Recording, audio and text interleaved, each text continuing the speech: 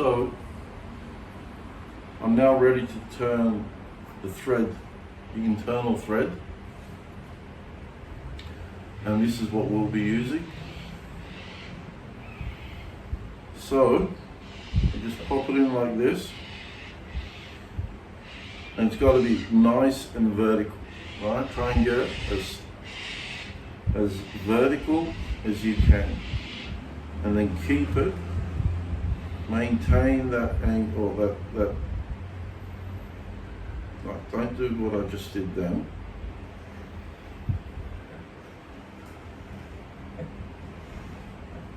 So maintain that angle.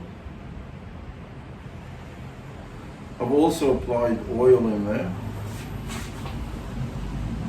and you see I'm not keeping it straight.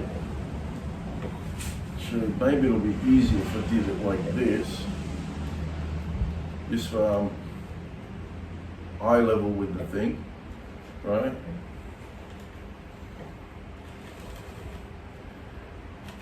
This handle, or just metal rod, is not really, like, it digs into your palms of your hand. So you've just got to put up with it, really. They're not going to change it. Okay.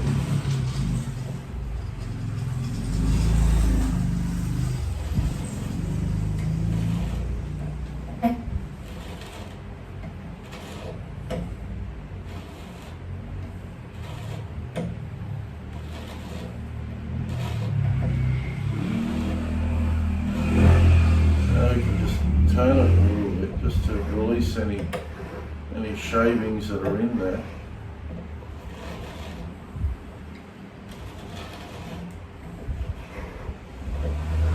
Yeah, I think I've gone a bit too deep.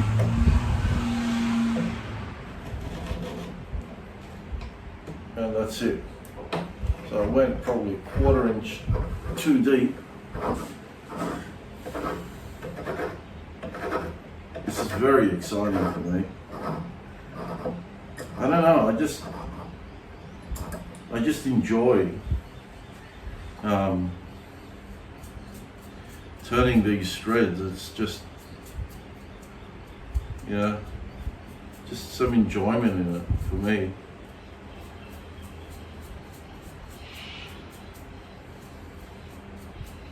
All right.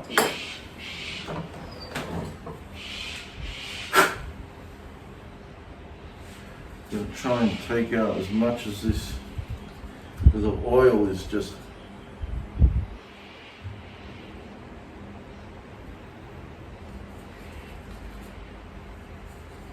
I think I should have gone a little bit less than an 8, because I don't think these threads are deep enough. If you can see that in there.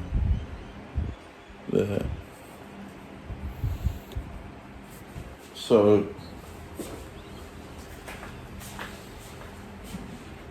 let's have a look.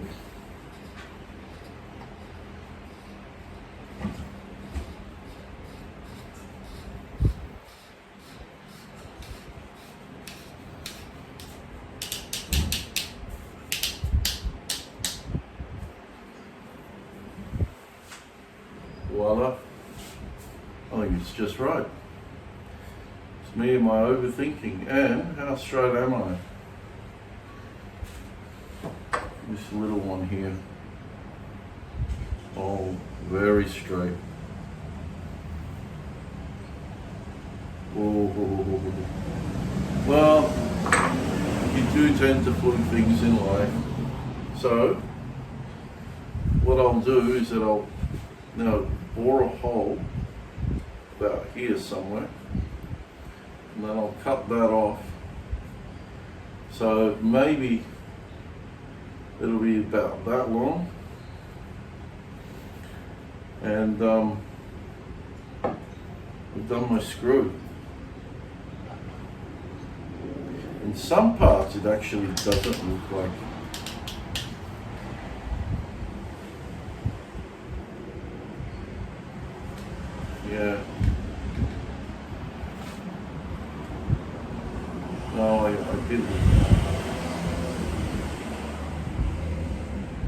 I think it's because it's tapered.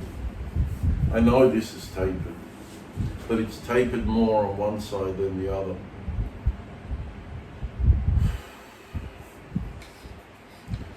Anyway.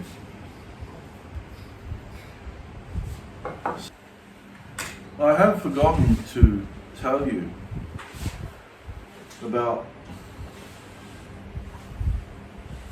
these Irwin bits. They're auger bits, and it's that one there. Now I don't know what year this is. It looks fairly old. You've got the old, definitely the old font from the very early 1900s. But, so like I said, I don't know what year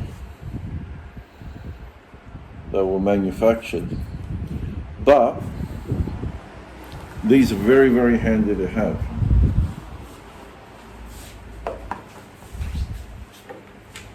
They fit nicely into my Bell 101.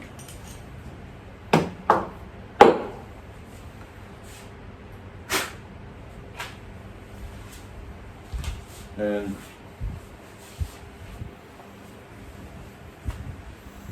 this is it here. And you see it's got markings on it. Now, these are not spot on. Like, they're not 100% accurate. They're somewhere in the ballpark. They're close, but they're not exactly accurate. So this is set to a diameter of 1 1/8. Okay, so I've got here, I had to set this to 1 3/16. If you can see that, it's not blurry. Okay, so this is set to 1 3/16 to make a hole of 1 1/8.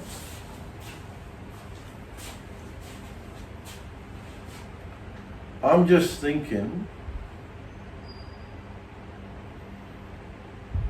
well, I know that this is 1 1/8 because I put the calipers on it. Now, to get that, I had to make a series of trial runs. And by loosening this screw, you just make small taps. Only very, very, very, very light taps, because it just moves a hell of a bit.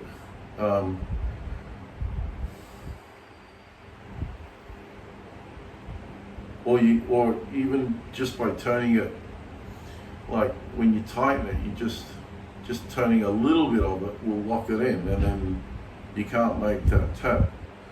So you've got to loosen this enough to where you can actually even just move it by hand, by your fingers, but where you're just using very slight force to do so. I thought there was a year on this, but there isn't.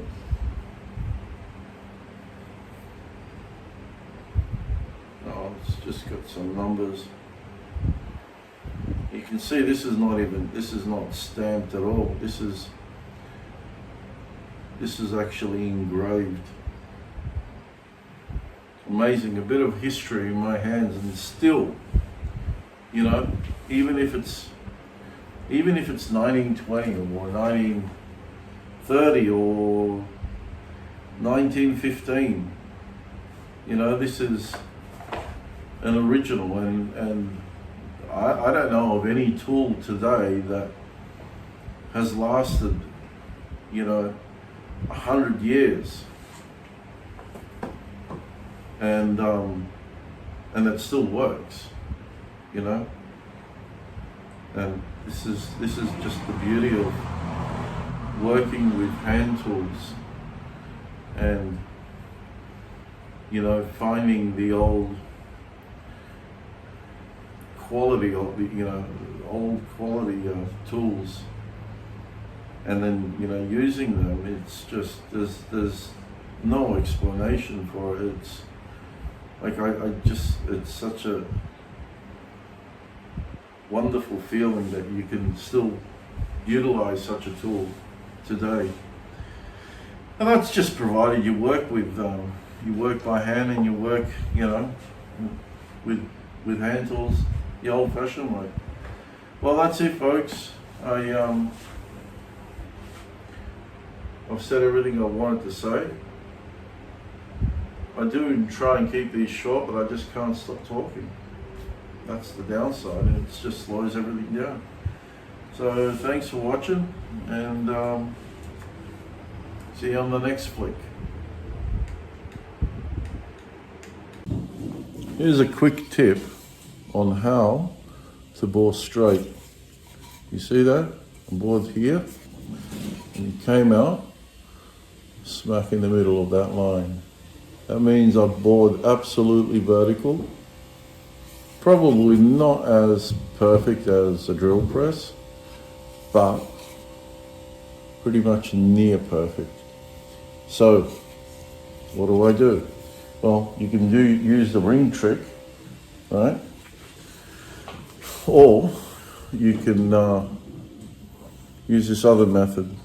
The spurs both spurs must equally cut, right? Equally cut at the same time. So if you maintain that angle, you should get it out onto the line on the other side. So that, and many borings and years of practice. But that's what I do. That's my only way of boring accurately, and able to judge by eye what's vertical and what's not. But this definitely starts you off when you get two spurs and they both at the same time cut, and you know you're level, right? And it's just about maintaining that angle, and developing an eye for it as well. That, you know, muscle eye memory thing, but you know, that you can see, oh, that's that angle and that's that angle, and so forth.